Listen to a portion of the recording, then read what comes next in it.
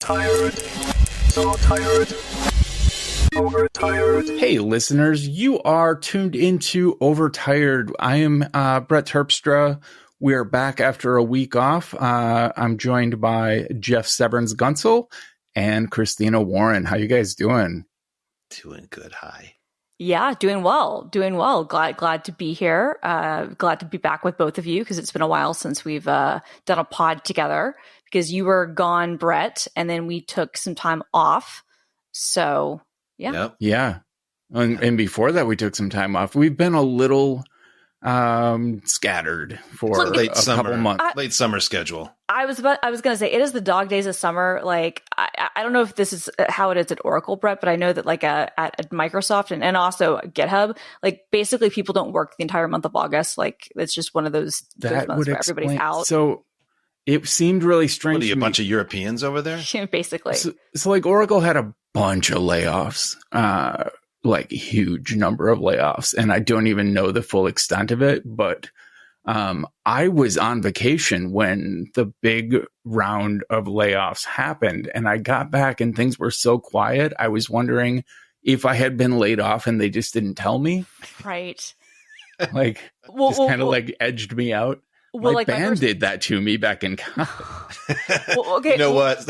Yeah. Sorry, go ahead, Christine. Just stopped inviting me to rehearsal. Yeah. That's how you found out you were out of the band. No, I was going to say like genuinely, like, is everybody on your team okay? Like, yeah, my entire team is like we met stretch goals like all through last year, and like our team shows real results. And I've been told by the like second in command at Oracle, we've been told we're safe. Okay. Which is a big relief. I need to have a job right now. So totally. No, that's why I was asking before we got into any other like jokiness stuff. I just wanted to like make sure, like, because when I saw that and I knew we were going to be talking, and I was like, if something had happened, like I would have seen something, I would have heard something, but I wanted to make sure that everybody on your team was okay. According to an obscure business newspaper called the Wall Street something, the layoffs primarily hit Oracle's advertising and customer experience group as company emphasizes cloud and healthcare IT services. Healthcare IT services. Wow. All right. Yeah, I didn't even know they did that, but yeah, honestly, it's a big company, isn't it? Yeah. What's healthcare's like they just bought Cerner. So why are they laying off? I don't. What's probably another part. It's probably another. It's probably another part of a healthcare thing. Who knows? I mean, I'm just thinking like, you know how it is with giant companies. Like I think there are 2 or 3 different health divisions at Microsoft that are in different parts of the company. So who even knows? Yeah. Okay. Well, but Brett, you in your basement are unaffected. Right. This is important though. So. It is important. Yeah. Down here in my bomb shelter. That's right. So let's talk a little mental health. If you don't mind, I'll kick it off because it's kind of short for me. I've been hypomanic for a little over a week, which is extremely long for me for a manic episode. But also, I'm sleeping every night. Will you explain for people who don't know the difference between hypomanic? I mean, you've talked about being manic a lot, but hypomanic doesn't come out of your mouth. So often. I'm probably misusing that phrase, but what I mean by it is I'm sleeping like 4 to 6 hours a night. I'm waking up. I'm not overly obsessive, but I'm definitely easily get like one track mind on like a coding project in a way that I don't when I'm stable. And honestly, it's been overall very productive. I've had a lot of fun. It's kind of that sweet spot of like being able to create new things while still getting some sleep and not killing myself. I do need to get back to getting 8 hours of sleep. It is wearing me down. But in general, like I'm not talking too fast. I'm not hiding in my office while I should be like hanging out with my girlfriend. And, like it's kind of it's the sweet spot. If I could combine this level of productivity with 8 hours of sleep, I'd actually be really happy. Well, that would kind of be the dream, though, wouldn't it? Like, you could have like that amount of productivity and like 8 hours of sleep. Isn't that isn't that like the plot line of the movie / TV series Limitless? Like, isn't that the whole? Exactly. Yeah, exactly. Oh my God. When I saw that, the movie and the show, I kept thinking that it was basically like the drug was Focalin, except without like a perfect version of Focalin. And I was like, I need that. I want that drug. Yeah, no, I felt the same way. I was like, oh, this is like Provigil, but like better. I was like, hell yeah, I want this. Give it to me. Yeah. So that's my mental health update. I'm doing okay. I'm looking forward to kind of crashing, and hopefully any depression that follows it will be equally as mild, and I'll just kind of Anyway, I'm kind of relieved to know I can still have mania a little bit on my new med schedule. I do I sadly rely on it. Yeah. It's kind of disgusting. It's sick how I kind of rely on my bipolar to succeed in the world. It's not disgusting. It's like a part of your like core identity in the most pure sense. It's like how you know how to live and how, the experience of living has gone. I have found that since I've started being more open about bipolar, I get a little embarrassed to publish like new projects, because in my head, I think everybody knows that me publishing this means I'm having a manic episode. But you know why? You know what hides it? You're incredibly well sort of reasoned and paced documentation and blog posts. The way you write is so just sort of calm. You would never guess this is someone who's experiencing mania when you release something and write it. You can tell by the content, like how much you are sharing, that there's been a lot of work happening, but it's like you have such a calm and collected way of talking about your software and your tools. Quantity and quality. That's right. Thank you. All right. There's my gratitude for the day. Jeff, Brett's, you want to go? You want to tell us your mental health? Yeah, sure. I mean, one thing I've been really grateful for this past couple of weeks is just, something that I think you can learn it a couple ways. You can learn it by dabbling in Buddhism, and like white liberals love to do, like myself, and you can, and I have learned it through therapy, this idea of rather than really just like banging on myself about some pattern of behavior or way of being and just going through these sort of like shame cycles, just having help to kind of step outside myself and just be curious. Like that's like a really key word, to be curious. It's like, I wonder why I do that. Or like, I wonder, like a big one that comes up for me is like, okay, so this thing I do clearly served me at some point, right? And probably even helped me or saved me at some point. But I don't really need it anymore. And my body and my mind just didn't get the message, right? I don't need this behavior pattern to protect me anymore. And like being able to just be curious, that's all. That's kind of my mental health update, is like, I have had those opportunities, especially through therapy over the last couple of weeks, to step outside of the shame cycle and beating myself up and thinking about all the ways in which, behavior patterns make things worse for me or for others, and just to be kind of curious. And when I can step into that space, I'm so much more self-compassionate. And that window is sometimes really short, right? Like you can be curious about yourself maybe inside the hour of therapy, and then you walk it back into your world and you are not curious anymore. You're just mad at yourself or whatever. But just my gratitude for people and things and books and whatever that help me to step out of myself for a minute and be curious has been a big deal for my mental health over the years, and definitely in the last couple of weeks. Otherwise, cats. Before we recorded, I was actually like not like running and trying to get ready to record. I was just sitting on the couch and my cat walked over and just like laid in my lap. And I'm like, this is what you're fucking supposed to do when I sit down. Come over and lay in my lap. And it was so chill and calm. And so I came into this podcast feeling good. But that's that's a mental health update of sorts. Hey, what about you, Christina? Wait, you got something? Okay, when you do therapy, do you do video therapy or do you go see people in person?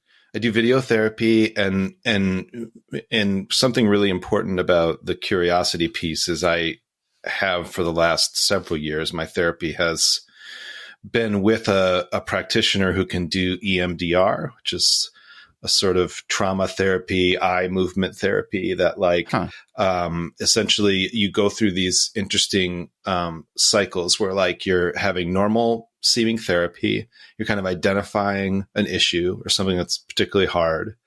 I'm going to do the really quick version because I'm not licensed, so I can only speak from my experience. So, you start your therapy as you would. Maybe over 1 or 2 or 3 appointments, you identify sort of something really sort of crystalline, something that's like, yeah, this is an event or an image in my head that is really sticks with me. Maybe it's literally something that's traumatic, or just maybe something that causes you disturbance, right? And with EMDR, there's this kind of interesting thing you do that's almost like a dream state a little bit. So the eye movement part is handled on video by literally 2 dots that just go left and right and left and right. And the idea is your eyes just follow them. This is a very old, a trauma therapy, I think goes back to the 70s. And I've used it for some big stuff. And what happens is you identify the most troubling part of the thing you're thinking of, right? Like, what's the most troubling part? It could be, an image. It could be a thought, right? And you sort of like lay that out, and then you're asked to like come up with a negative cognition. Like, what's a negative statement that you feel is true about you when you imagine yourself in this situation, right? I am da da da, right? We all have I am statements that are just things we'd rather not even say on a podcast, but we believe to be true about ourselves, right? And then you go through this kind of series of, all right, I'm going to, the therapist will do the eye movement thing. It can be done with fingers. It can be done with lights in your hand if you're in person, and it can be done as I do it online with just these 2 dots that bounce back and forth. And the idea is just sit with it, sit with whatever the last kind of feeling you had was. And they do that for about, 30 seconds, maybe a minute. Stop. What are you feeling? You kind of you go through this like repetitive thing where it's like you're working your way into this image, and what are you feeling? What are you thinking about? And and this is the curiosity, right? It's like, it says, okay, so this is the thing you're really stuck on, this one image, right? Now let's just like go inside that image as like deeply as you're comfortable going. And you go through this cycle of like eye movement. Okay, what are you feeling? That usually leads to something slightly new. Okay, let's go with that. And, eye movement. And it's just this nice, really nice cycle. And my experience of it, and that's the best I can explain it, but others could do a good job. My experience of it is whatever I've brought to EMDR as something I need to work on, and it could be something like a major trauma, or it could be, I once brought a certain kind of nightmare that I had repetitively. And whatever you bring to it, it just gives you the space to just be curious about it. And when you're curious about it, in my experience, I always end up coming out on the other side, understanding it in a very different way than I did going in. And so anyway, I do therapy by video and I do EMDR. 2 things that I didn't think would be possible: therapy by video and EMDR by video before the pandemic, but I've really loved it. Yeah. I've been like the brief foray I did into video therapy. It was productive. I didn't hate it. I felt like I would be more open and comfortable in like, on a couch in someone's office. But I was just curious if it worked for you. So that's good to know. What I dislike is I almost always have to do it in my office. Yeah. And it's just hard to go from work to therapy to work all in the same space, the same seat, and the same, same. That. Yeah. I don't like that. Yeah. That was pretty much, that's what bugged me too. Like I would feel like opening up more if I weren't also in the place where I conducted all of my business. Anyway. Yeah, and I recommend finding a way to switch locations if you can. I can't always, but it makes a big difference for me. I could take my phone out into the woods and have a That's therapy right. That's session. right. Christina, how about you? Yeah. Yeah, no, it's actually funny we're talking about this because as soon as our podcast ends today, I'm actually going to be talking to my shrink and having my monthly appointment with him. But even though I've been seeing him for like 20 years, except for like the period of time that I ghosted him, more than a decade, like I've been seeing him remotely. Like we've done stuff over the phone, so I don't even have in-person stuff. So it's interesting kind of like hearing that experience. I think like I obviously wouldn't be able to do the sort of some of the therapy that you do, Jeff, where you need to see someone and like, you know, they're looking in your eyes and you're having that type of like, you know, that type of therapy I wouldn't be able to do over the phone. And he's not really technically savvy enough for us to do FaceTime or Skype thing. Like, that's like not him. Like he's in his 70s and, you know, he's very, very good at what he does, but like not a tech guy. And so it's interesting because I also have dealt with that over the years of like, okay, am I in a space where I can feel like I can be free to actually say what I want to say? And sometimes that's meant, you know, walking around outdoors and doing other things. This was nice back when I worked at Microsoft proper. I had an office and I had a private office for most of my time there. Ooh. And that actually wasn't terrible. It was nice because I could podcast from it if I had to. Like I could either go in earlier or late and like had a nice like podcasting space. But B, it was honestly nice sometimes because, you know, like you've got the door closed and you've got something else going on. You know, somebody sees you on a phone call, like they're not going to bug you. And, you know, you can kind of like feel a little more free than you might like if you're at home and if there are people, you know, around, you know, in your family and stuff, which can make things a little more awkward when you're doing a therapy appointment, right? Like not that anybody's like judging or listening in or whatever. It's just you don't always feel as free to be able to be open in that way. For sure. Yeah. For sure. Yeah. Yeah, man. So you do yours by phone, and this is someone you've known since you were a kid, probably. Yeah, right? yeah. Like, got it. Since I was like 18. And so I trust him a lot, and he does, you know, like, you know, medicine, but also does, you know, like normal therapy. Like he's like a rare, like, you know, shrink who also does like therapy. And there have been times in my life where I've definitely, gone to him more frequently than monthly, but it's been monthly for a while. And sometimes I have to do it more frequently. I am going to go on a tangent now. My mental health is incidentally, it seems pretty fine. I am annoyed with this though. So apparently the DEA just passed some new thing where to fill like certain types of Schedule, like, you know, 2 or Schedule 3 drugs or whatever, like you have to have like if it's out of state, like your home address has to be on the script and the birth date and all this other stuff. And it totally fucked me because I went to get my Dexedrine filled and they gave me this thing. It apparently went into effect on July 26th. And they're like, yeah, sorry, we can't fill your meds for you because it doesn't have this stuff on it and it has to be written by the doctor. And I'm like, are you fucking kidding me? Like, and then it was at a doctor's, like, I don't feel like I'd be confident in forging his handwriting and style. Which look, for certain doctors, I would totally have like, we're all friends in this podcast. I would do it, but also like the area, like if I were in like one of the rich neighborhoods, maybe it'd be fine. But in this case, I'm like, I don't want to be like somebody think that I'm like a drug seeker. I'm like, no, I'm actually just trying to get my fucking pills filled. Yes. So now I'm in like this frustrating thing where I'm glad I have a call with him. And a little bit, actually, I was supposed to have a call with him last week. I would have been really pissed if he'd written me scripts last week and mailed off that I wouldn't have been able to use.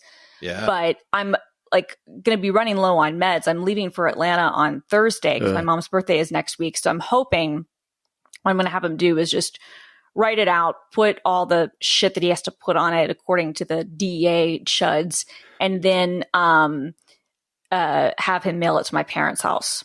So. Oh my God. That sucks. Yeah. Good luck. Yeah, that's just the downside of like having an out of state shrink. Like if you were in state, it would be a different thing. But when it's out of state, there are these different things. And apparently, like it's never been discussed before. Like it's literally like they printed something out and they gave it from Walgreens It's dated 7/26. It's like, select field leaders. The Drug Enforcement Administration has recently rescinded previous guidance that allowed pharmacists to modify or add missing elements to controlled substance prescriptions.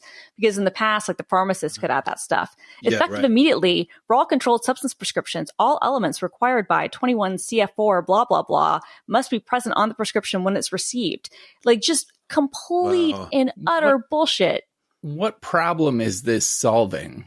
It's not. That's what I'm saying. It's like, look, because here's the thing. Like, if I guess that they're trying to be like, oh, well, if you're getting somebody out of state to write you I don't know what they're doing. Cause I'm like, if you are really that hard up for it, you're just going to buy it on the street. Right. Yeah, honestly, you're just going to buy it on the street.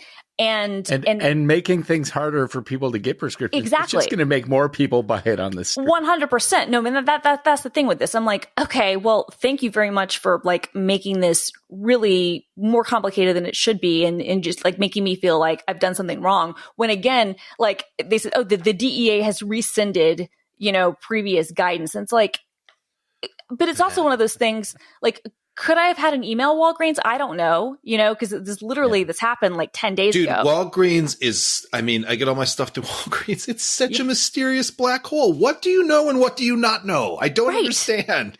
Right. Yeah. So my doctor, just to talk about Walgreens for a second, my doctor accidentally called in 2 of my scripts to Walgreens instead of my usual pharmacy. And immediately, like, Walgreens contacted me to clarify some things and let me know when I could pick it up. And then, like, I just let it be. I was like, fine, okay. I let it be for a month. And then, like, a week before my scripts were due, they like called to like make sure that to call to renew any scripts that needed to be renewed. And just to verify that they would be ready to pick up. And these are services that I have never had available through my mom and pop pharmacy that I usually use. And I gotta say, it's nice, right? It's nice. Yeah. Okay, here's what's even better. They'll send you text messages when you need to refill, and then you can use the app or the website and just like have it go through. It is really nice. My favorite pharmacist of all time, she left, but she was like the head pharmacist at Publix when I lived in Atlanta for a long time. Ray, who more than once did some shady shit to make sure I had my meds and that stuff was covered when insurance wasn't wanting to cover certain things. Like Ray was the shit. But I will have to say, why I go to the mom and pop pharmacy for that. Totally. Yeah, my Walgreens has done that too. Yeah. I was going to say, well, because Publix, obviously, it's a big supermarket chain. You're probably not familiar with it, but it's a big supermarket chain in the South, in Georgia and especially Florida. That was me rolling my eyes saying Florida. But this is like, can typically be like the benefit. Like if you get a good relationship with some of those pharmacies, I don't have a good pharmacist here in Seattle. I did at the Walgreens that was on campus, but I can't go to that one. I mean, I could, but I can't really go to that one anymore since I don't work at Microsoft proper. So I can't use their health clinic now, but there was a Walgreens on campus. It was great. But you've understood, like, you might not get the love and care, but you get like the ability. So many benefits. You get so many benefits. Like they're gonna like take care of you and prescribe things. Plus, I will say the one nice thing, like even though I agree, like it's a black hole of stuff. The great thing with Walgreens is that if it's not like a controlled substance or whatever, you can like move that shit to any Walgreens in the freaking country, any Dwayne Reed, any Bartell's, like whatever millions of things they own. You can just like move it over and be like, I'm in this city and I'm picking this up now. It's pretty great. I once ran out of meds, out of my ADHD meds while I was in San Francisco. And I had the prescription. I actually had the written prescription, but it was from Minnesota. And I had to go to 6 or 7 different pharmacies in San Francisco before CVS finally, they were like, oh yeah, let's just call your pharmacist at home. And they called and they verified everything and they filled it for me. But holy shit, that was a lot of walking. Right. I bet, especially because like a lot of hills, lot of places where you're trying to find it. Yeah. Yeah. And I was staying at the Mosser, and and they had like an on-call doctor, and that was where I started. And he was like, because I was taking, I think 40 milligrams of Focalin a day at the time. And the doctor was like, I can help you out with a few, but that is way too many. And he wouldn't fill the script. So totally. Yeah. The adventure began. Can I tell you a little quirk about my Walgreens? Yes. First of all, in Minneapolis, after George Floyd was murdered, some opportunistic folks decided to just start raiding all the pharmacies as part of the uprising, and or like sort of the ripple effects of the uprising. And so every Walgreens in my area was looted. Most of them were burned. And I had not gotten my prescriptions ahead of time. And so I now have this tendency to try to, if I can, get like 3 months worth of my prescription, because I don't know when all my pharmacies are going to disappear. Yeah. But my actual Walgreens, which I am so loyal to, even though my wife has been trying to get us to switch across the street to this grocery store, got shot up about a year ago. Somebody was trying to shoot through the bulletproof window to get in and do the thing. And so they got a lot of the framings. If you remember driving up to a Walgreens, like a big window, then you got the drawer that comes out, you got a speaker that never really works that great anyhow. Sure. These fuckers shot out that speaker. There are bullet holes that I can put my finger through in the framing, and fucking Walgreens took until about 2 weeks ago to fix that speaker. So we were having to and let me tell you, I know a little bit about electronics. It's like a $3 speaker.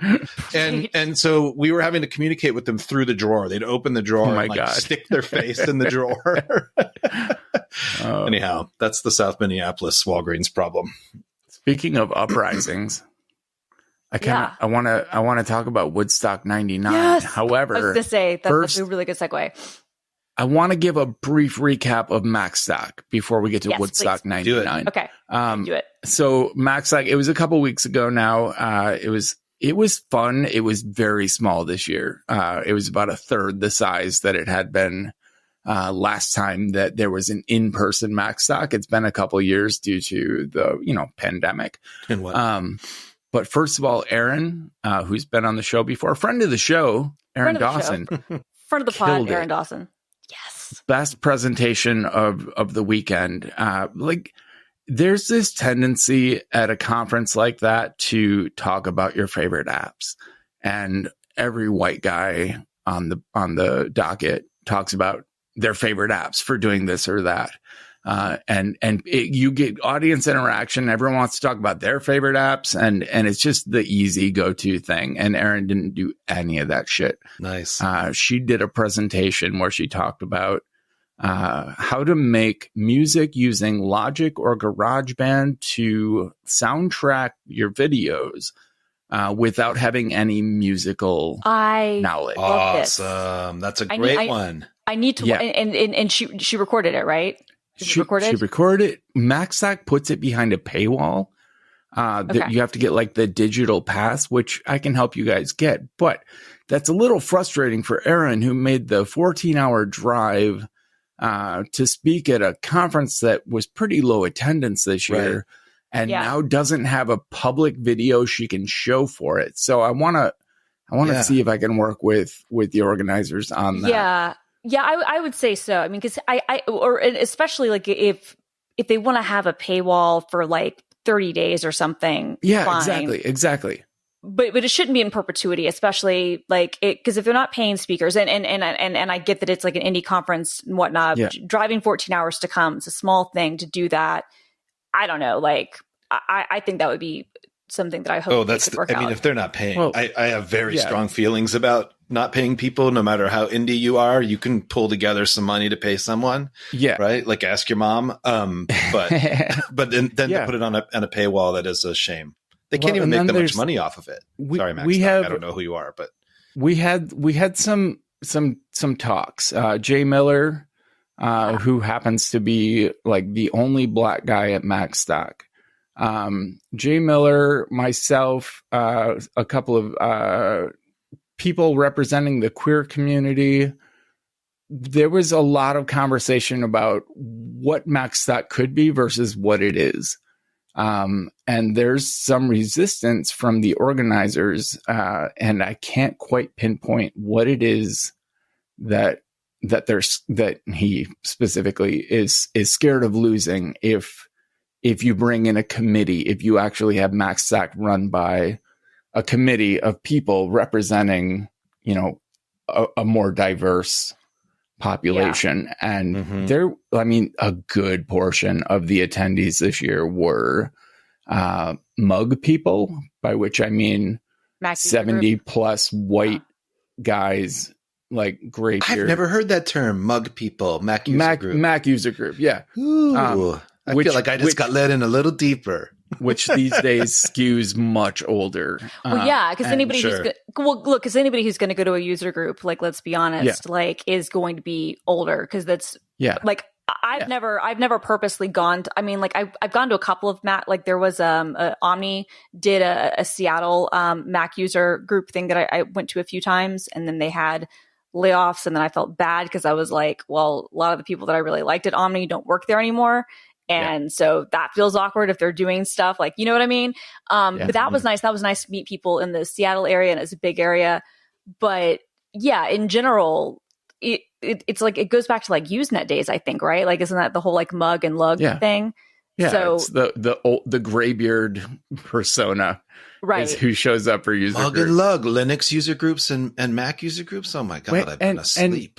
And no hate for that community. That's fine. I don't pay to go to a conference to hang out with those people. I go to hang out with people my age with similar interests. And I mean, it does serve as kind of a family reunion of sorts, but it also, like, MaxStock has the potential to be an actual conference that reaches out. Well, that's one of the things. Well, yeah, I was like, there are certain things they need to change. And maybe they, I mean, you know, the organizers, you can talk with them more, but it might come down to, like, I don't know, because I understand what you're saying, and I would be with, like, you, like, it would be good to have it be like more committee, have more open, bring in a more diverse group of participants. But I can also think that if it's people who you have who've been coming to this thing, and what your conference is a certain group of people who've always done things a certain way, even if it's not expanding, like, to your own peril, maybe, like, that's just what it's going to be, right? That's just a meetup. And if you're just going to have a meetup, call it a meetup. I mean, I don't disagree, but I mean, what I'm saying is what you might have to come to terms with is that it's possible that the idea you have and the thing you're thinking of is that if MaxStock doesn't want to do it, then maybe that's another event. You know what I mean? So that is absolutely something that's been on my mind, is if MaxStock isn't open to reshaping itself, I'm happy to keep going to MaxStock in perpetuity, but I would want to maybe, like, in Chicago proper, start like at first a meetup that could become a mini conference, but just a way to bring together all of the people that I would want to see once a year. Yeah. And have a couple talks, but mostly like social time. And just, I need to figure out how to make that appealing enough to get people from, say, California to fly in for a weekend. Yeah. You need to talk to Guy English is who you need to talk to. Yeah, I have a list of people. This is actually I've put a lot of thought into this. No, I'm sure you have. I'm sure you have. I'm just saying, because, like, what it seems like you're describing is Singleton and things like that, and so which was for people who don't know, which was an amazing conference. If there are, like, current meetups happening that are big enough, like, I'm happy to tack on my ideas to something else that already is established. So I need to do a little more research, and I have a few Zoom calls set up with people just to find out, like, what they're into, what exists already, without reinventing the wheel. But anyway, let me add one thing. Not on the planning committee. Okay. Chicago is a lovely city. Lived there. Love it. Great, like, tech community. Minneapolis, hell of a lot cheaper to get to and stay in. And also better airport, frankly. Better airport. Oh my God. Huge tech Way community. better airport. Huge tech community. There are already a couple of good tech conferences that come here every year. Oh, that's really smart. So yeah. I put that out there. Just don't go to Walgreens on Hiawatha because they shot up the speaker. Yeah, I lean towards Chicago just because that's where we go for Mac stock. But you're right. Minneapolis would be a better choice than Chicago. All right. Good. All right. I will keep you all posted on progress there.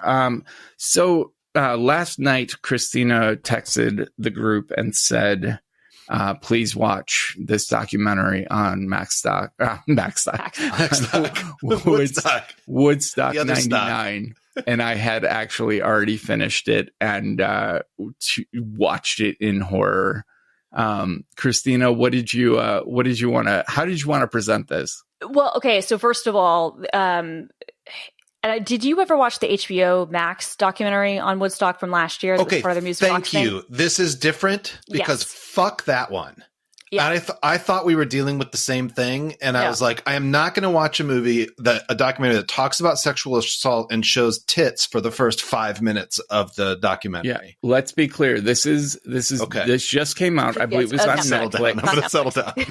I just said tits for the first time. I just couldn't figure out, do I say boobies? What do I say? You can say whatever you want to say.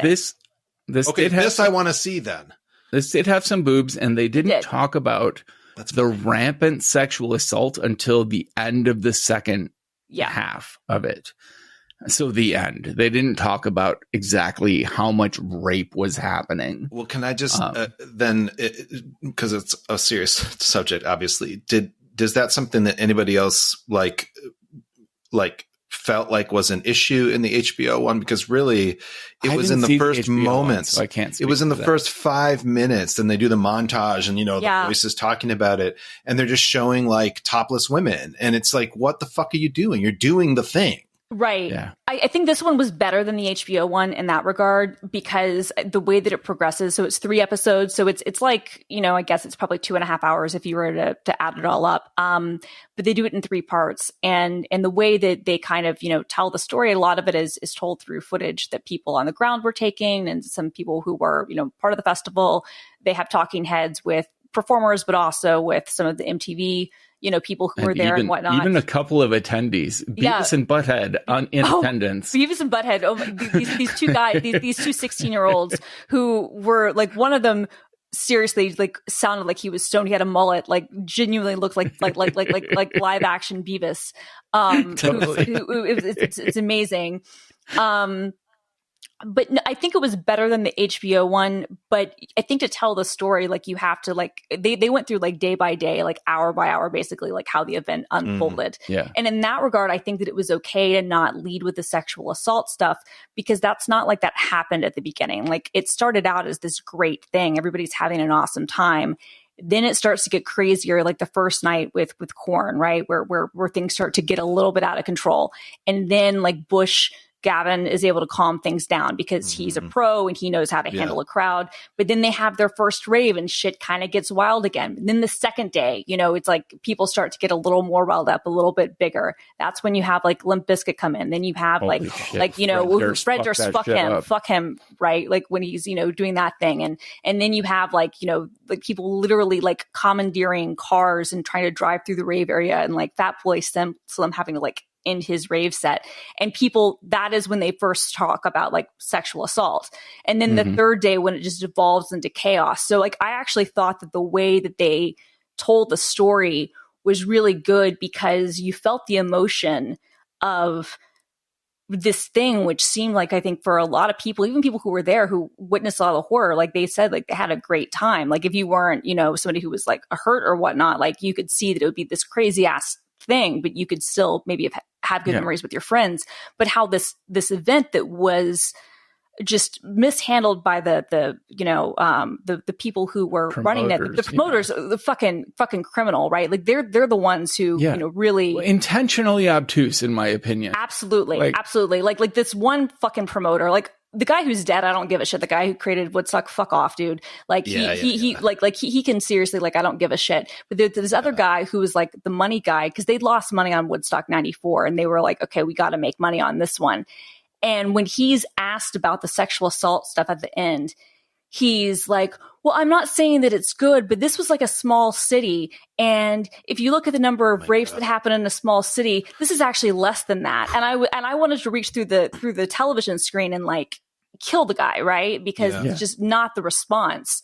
But so you doxed him instead? Well, I mean, you know, but what I was like, I want to get your thoughts, Brett, but what I thought was really interesting about it was like, I was brought back to that time, and I remember wanting to go to that concert so badly. And obviously my parents wouldn't let me go, right? There was no way they were going to let me go to you know, upstate New York to go to a concert. Like, they would never in a million years. I was in high school. I was like 15 or 16. They would never let me go.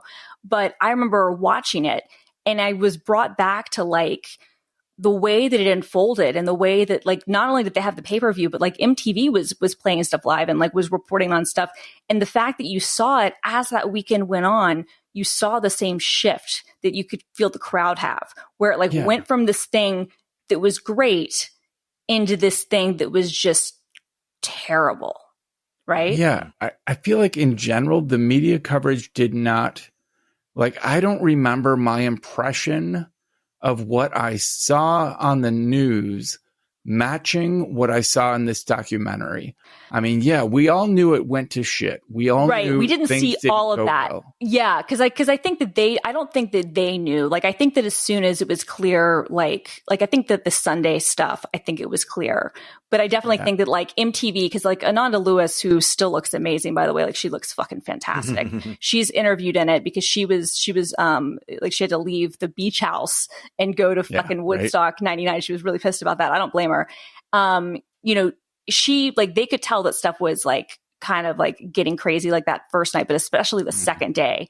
And MTV certainly didn't portray that to anybody watching at home. Like, nobody at home knew until the third day, when like the fires and shit started, right? When they handed out fucking candles. Fucking idiots. And ironically, what was it for? What were the candles for? It was a vigil for gun violence. For gun violence. They were trying to do a whole Columbine thing. Oh, look how beautiful it is. Yeah, so we're just going to hand out, you know, 100,000 because they still candles. thought this was Woodstock in the 60s. They still thought there was peace and love happening, and everyone would settle down and hold on to live flames. It's like in the 60s, they wouldn't have done that shit if you'd treated people the way you treated them, right? Like, it was, you know, but I remember, because I think you're right. I don't think that people knew how bad it was until the third day. And then when all the footage came afterwards, and then everybody, and it was interesting to kind of see like the news division of MTV. I remember this, like their take on it versus, you know, the entertainment part, because like MTV News, I remember being pretty critical about it. But yet, like, Kurt and Serena and Ananda were all there. We're trying to put this face on it. Like, they knew things were fucked up, and they were trying to be like, well, you know, it's a festival. But they're on live TV. Yeah, because they're live TV. And I kind of don't blame them for that. Like, if you're, like, a live host, it's a little bit different than, like, the ABC News guy, you know, who was able to kind of be a little bit better about things. But I do remember MTV after the fact. I remember they did a special going into all the horror and like focusing on that. I do remember that. I do remember. Yeah, I don't remember that. Yeah, and they didn't cover that in the documentary, but I remember that explicitly because that was one of the first times I remember, like, as a media student thinking, oh, that's interesting, because they were promoters of this and they were part of the hype of this. But then there has to be this other section of this organization where they have different standards, right? But yeah, it's a weird thing, right? Where all the news media was kind of complicit in some ways. You know? During this period in my life, I was not at all interested. I was not the kind of person who would go to Woodstock 99, and I saw the news coverage in passing. I knew there were a bunch of people covered in mud at some point, and that there were some fires. And I did not realize that the whole goddamn place burned with trucks exploding and people. I mean, it's People, amazing like- that nobody died, honestly. Right. Yeah, it is amazing that nobody died. Jeez. No, It was I mean, pure anarchy. It was pure anarchy. I mean, and it was the thing, like, you know, because like 94, I remember the mud and everyone remembers that stuff, but this was so much worse. This was like, they started tearing stuff down like on Saturday, but then like Sunday, they literally burned the place to the fucking ground. They took down the PA towers. They Yep. took down the food court. They started smashing ATM machines. Oh, Yeah, sorry, I mean, ATMs. Yeah. The M stands for Exactly. machine. ATM machine is redundant. Sorry. There's Well this done. lady this old lady who was like yelling at the kids to try to get them to clean up because she was like part of the original Woodstock thing, Trying to hand out garbage bags. and they were like not having her, but she was kind of awesome because she like was like, what is this? And she was like, this is what we did. This was Woodstock 99. Like she was like very clear about like the complicity of the you know organizers and the promoters in this. But yeah, I mean, it was true anarchy. It's amazing no one died because like you think about Astroworld, which happened last year, where you know a couple people died, and that from the crush of the crowds, and that was being broadcast on live stream, and people saw kind of this horror and how bad that was. This was so much worse. And it was being broadcast on a pay-per-view that they were charging $60 freaking for in 1999. Yeah, you know, what? Nobody had smartphones. It would have been a very different documentary if that had happened. Oh, you're not wrong. 2019. Oh, well, totally. But yet people did have cameras with them and other stuff. But again, this was being broadcast live. I mean, this is still what's insane to me is that like, you know, there was this one guy, like this was actually kind of, you would, I think, probably appreciate this, Jeff. Like there are these people who were like videographers who they went back into the chaos because they're like, we got to get the shot. We got to we got to record this. They saw the fire start and they're like, they saw the fire start and they were like, no, we can't leave. So they like went back into it, which had, I mean, you know, if you were witness to something like that, it would be, I don't know. They had already evacuated Fatboy Slim. Yeah. And all of the camera people were getting ready to evacuate, like run. And they saw this tower starting to come down. And this like young journalist who's telling the story in the documentary was like, we can't miss this. This is something is happening here. And but frat boys, man, like that was. It's this mentality. I'm not saying everyone there was a frat boy, but it's this mentality of like. Well, it was. Well, yeah. I mean, I think it was. I mean, I think that they put it in really good context. It was like the type of music. It was the machismo that was happening. It was the fact that it was hot. It was the fact that they were charging ridiculous amounts of money, even by today's standards. $12 for a bottle of water, even now would be crazy. Now would be nuts, especially when they refused to let people bring water in. Like they made people like throw away their water bottles when they got into the venue, just terrible stuff. And but definitely I think the culture of the time, because I remember, you know, going to concerts and going to big festivals, not anything like there was a concert. It was like at the Atlanta Motor Speedway, and it was I think the week before, 2 weeks before Woodstock 99, and many of the same bands at Woodstock 99 were at this thing, but it was a 1-day thing instead of a 3-day thing. And it was up until Woodstock 99, it was like the biggest crowd for some sort of concert that had existed. And it was like over 100,000 people. It was like, you know, 150,000 people or something. And I remember crowd surfing in that. And I remember being groped. I remember, you know, like kind of that whole thing. Right. And like in a way that I hadn't ever really been like at other stuff. Like I remember, so yeah, I think it was very much kind of that time, you know, where just not frat boys, because a lot of these guys weren't frat boys, just like angry, like entitled spring break, just like white dudes, right? Like that's the thing. And did you notice that too, Brett? Like it was so fucking white. Oh, so white. Yeah, absolutely. Almost 100%.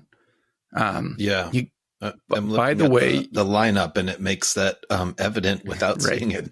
you gotta feel for Sheryl Crow in this whole situation. But should we try to fit in a gratitude before Christina has to run to therapy? Sure, hold on. I'm looking at the lineup. Where's Sheryl Crow in this picture? Oh yeah, here she's on Friday, East Stage, about midway through the day before Korn. early on, early enough to have people yelling, show your tits, but not so late that they were ready to tear down the stage. Yeah. Right.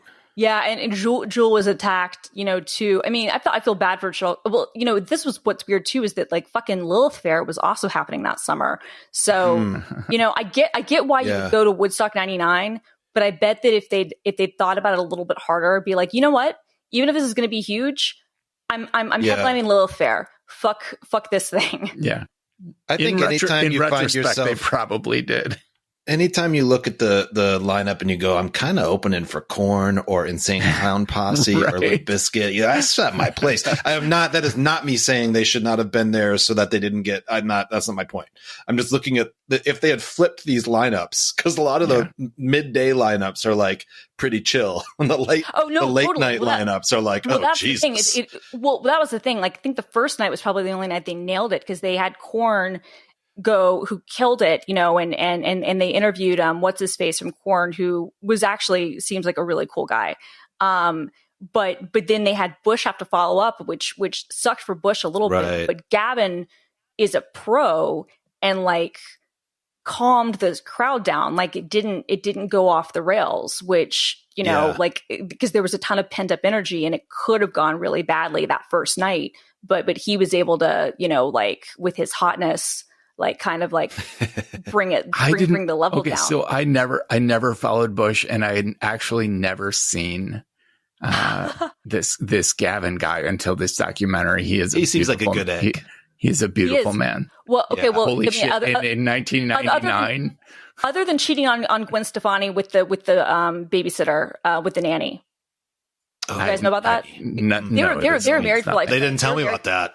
They were married for 20 years, and she found out because of he was using like the family iPad to like send iMessages to the nanny, and then like, bro, can't use the same Apple ID when you're like sexting your nanny on like the family iPad. Anyway, she's now married to one of the voice dudes. She's fine, but yeah, they were the ultimate power couple though. Because imagine like two of the most beautiful people on earth, like Gwen Stefani and Gavin Rossdale. Anyway. All right. Wow. All right. Christina, just in case you have to leave go first. Okay. So my gratitude. All right. I'm going to talk about, have I mentioned Tableplus before? No. By the way, I just want to make it a rule that we can repeat shit if if new versions come out, or we just have like excessive gratitude for some. Like I have excessive gratitude. I will Tableplus. I will forget. Yeah. But yeah, tell us about Tableplus. Okay, so Tableplus is a really great SQL kind of a GUI kind of app. It deals with MySQL, it deals with Postgres, it deals with a bunch of stuff. It's really, really good. It's part of SetApp, but you can also buy it directly from their website. They also have a Windows and a Linux version. It's kept up to date really well. And there used to be a couple of good kind of SQL visualization apps for Mac OS if you wanted to use like a database manager that wasn't like a GUI web thing. But most of them haven't been updated and aren't still kept up. This one is. They handle their issues on GitHub, which is nice. It's not open source, but the issues are handled on GitHub, which I really do appreciate. And this is I'm trying to fix my website, which has been offline for a long time because of my fucking web host. And so I've been going through some stuff, and this has been really, really helpful. Just in terms of app, like a way to deal with having to make a bunch of changes to a bunch of tables and databases. But it works with MySQL, works with Amazon Redshift, SQLite, Oracle, Mongo. Yeah. So I'm a big fan. Like I said, it's you can get it directly from tableplus.com, but you can also, it's part of SetApp, which is really nice. So if you're a SetApp subscriber, which they are not sponsoring this, but we are all fans. Want to give that a shout because I've used it for a long time, and they're also really responsive on Twitter and on GitHub. If you have like requests or other things, like they're really, really responsive devs. So I want to give them a shout out because this has been helping me with dealing with some, belated old crufty web shit. Nice. Yeah, I've been using Tableplus for about 10 years, I think, and totally have a wandering eye for other similar apps, and I have never ever been pulled away from Tableplus. That's all. Good stuff. I agree. Fantastic. All right, Jeff. What are you doing? You opening a pack of smokes over there? I can't tell what you're doing. It's a screwdriver. A screwdriver. I understand that happens in the middle of a podcast. My keyboard has a leg that's loose and it's driving me you nuts, go and fix your fucking keyboard. I'll just talk. Yeah. Tell us what you got. Mine is an app called Roon, Roon. So I have this thing where I'm just looking always for the right music player. So I obviously have used Apple Music and iTunes before forever. I never liked iTunes except for some of its interface. I didn't like what it did to my files and always frustrated me. And I finally decided to take a total audio nerd jump. And I still have a ton of my CDs. Mostly I've kept the ones that like really mean something to me as I've watched over the years, as I've watched them either disappear from streaming or never show up. And so I have this like, I need to keep the ones I love because I never know if they're going to be gone. And when, of course, I could buy them on eBay anytime. But anyway, what I've decided to do before getting rid of them possibly is upload all of them as FLAC files, which is the audio nerd file format. And I'm partly doing that because my father who retired on a public teacher's salary, but is like a master at electronics, is able to sort of buy all of this high-end audio gear when it's not quite working and fix it. And so he has this, what is probably like a $40,000 stereo system.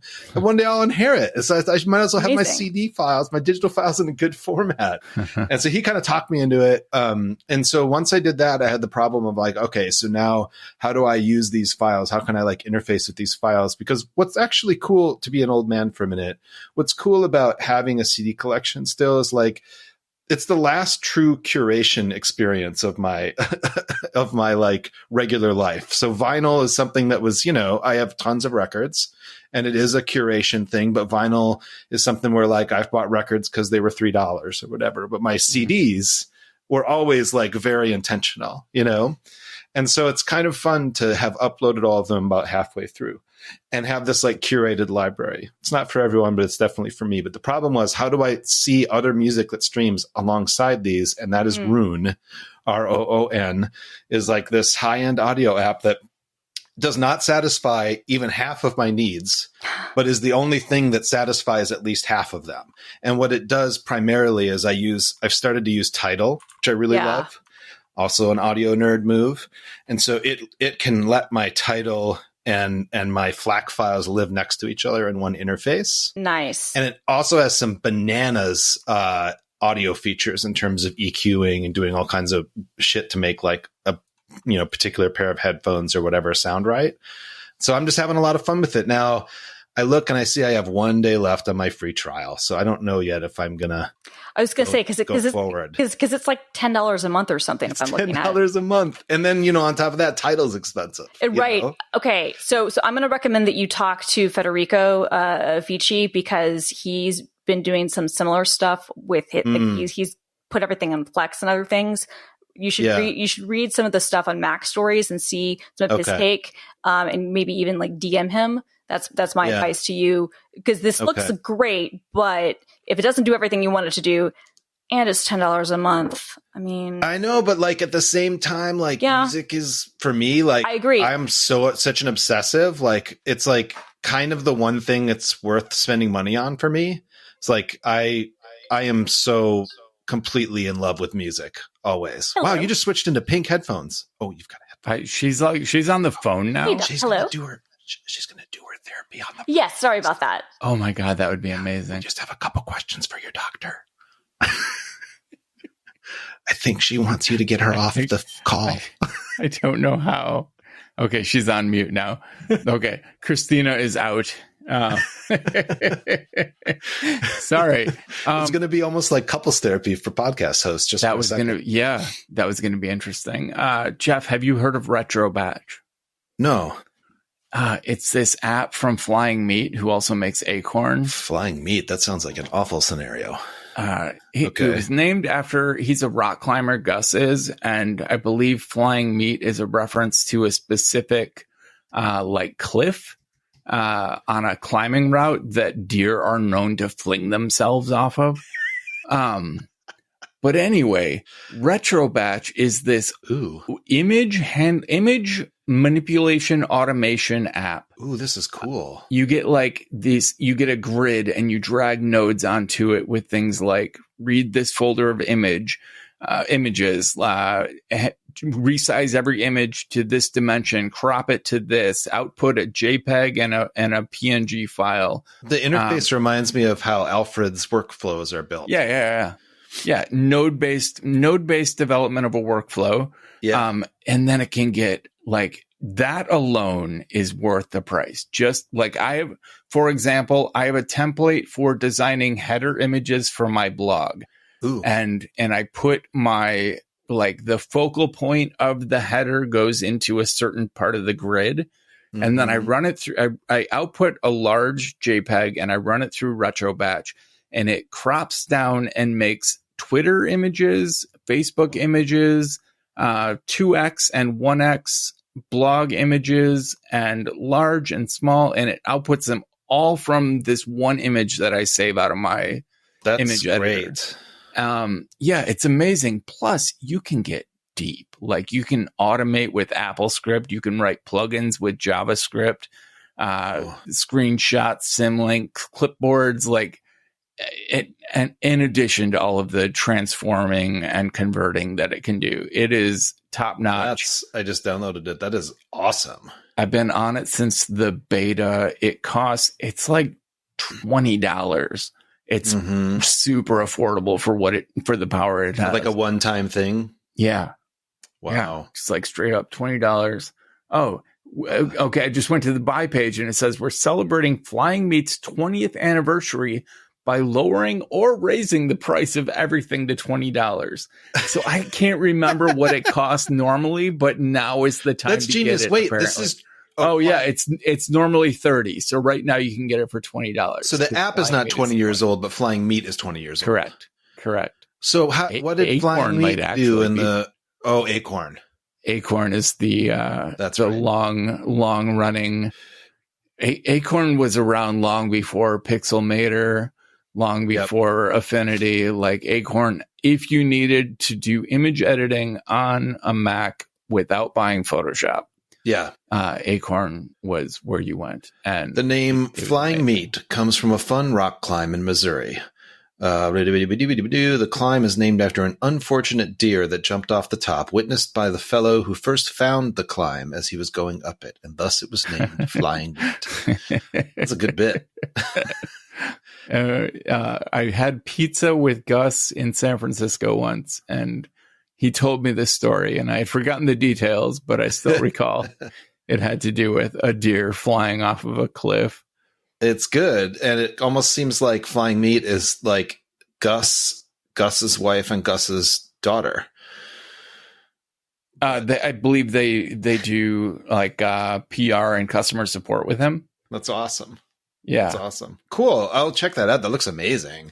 Actually, it looks far preferable to doing it with shortcuts, which are still kind of annoying to me. Man, I got into shortcuts this weekend because I added shortcut commands to Bunch. Bunch can call shortcuts, send text, and receive responses from shortcuts. Damn. That you can then apply to variables and use in various ways. As I hadn't gotten into shortcuts yet. I'm an Automator guy. Everything I have is written in Automator. It fit my needs. If I wasn't using Automator, I was using tools like Keyboard Maestro, etc. Yeah. But then I found out you can just drag an Automator workflow into shortcuts and it will turn it into a shortcut for you. Oh, really? And 90% of the ones I've tried worked great. That's awesome. I had some issues with ones that rely on Ruby scripting. And using the system Ruby was different than my ability to use what env returns. But anyway, I'm finally getting into shortcuts is better than Automator. Oh, yeah. Just the fact that you have loops. Oh, I don't dislike it. I just find that sometimes what I want to do by the time I've achieved it, I'm like, this just feels clunky. I don't really, if it breaks, I won't know why. That's how I feel. I don't know that that's fair. I just, no, everything's fragile. I mean, anything in automation is fragile. Yeah. Anyway. All right. Cool. Yeah, this was good. I'm sorry Christina had to leave us, but some things are more important. I understand. Yeah. She kind of began and ended this one with the mental health corner. Let's just applaud her for that. All right, man. Oh, you know what? Let's recap. Let's recap. What have we talked about today? We talked about we got your mental health corner. Talked about being curious. Talked about hypomania versus mania. Pharmacies. Walgreens specifically. Yeah, that's right. We talked a little bit about MacStock and the future of a small conference. We got into the Woodstock 99 documentary on Netflix. We actually spent a good amount of time talking about and I was happy to talk about it once I realized it wasn't the HBO documentary, which I have real problems with.